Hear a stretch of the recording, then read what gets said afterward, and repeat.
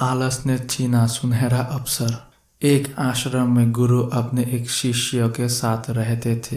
गुरु बहुत विद्वान थे। आसपास के लोग उनके प्रवचन सुनते आते थे। उनका शिष्य बहुत आलसी था। इस वजह से गुरु को शिष्य की भविष्य को लेकर चिंता रहती थी। शिष्य की शिक्षा पूरी होने वाली थी, लेकिन वो अभी तक समय का मूल्य नहीं समझ सका था। वह किसी भी काम को टालते रहता था। गुरु ने सोचा कि शिष्य को समय का महत्व नहीं समझाया तो इसका जीवन बर्बाद हो सकता है।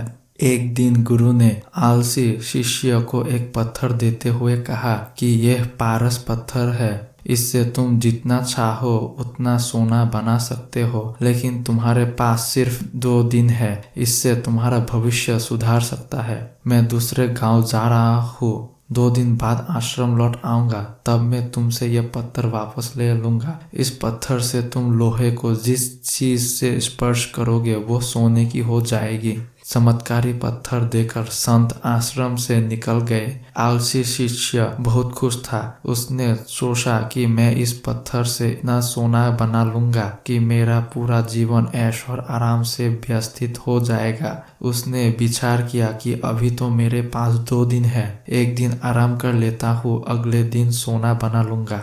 ये सोच कर वो सो गया। पूरा दिन और पूरी रात सोने के बाद जब वो उठा तो उसने योजना बनाई कि आज बहुत सारा लोहा लेकर आना है और सोना बनाना है। आश्रम से बाहर जाने से पहले वो खाना खाने बैठ गया। पेट भर खाना खाया तो उसे नींद आने लगी।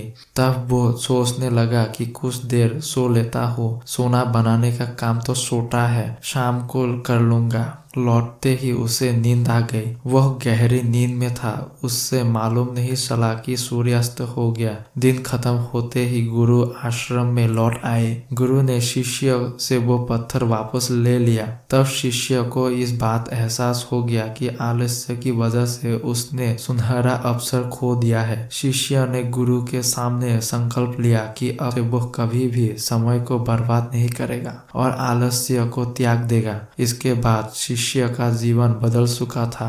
वो मेहनत करने लगा।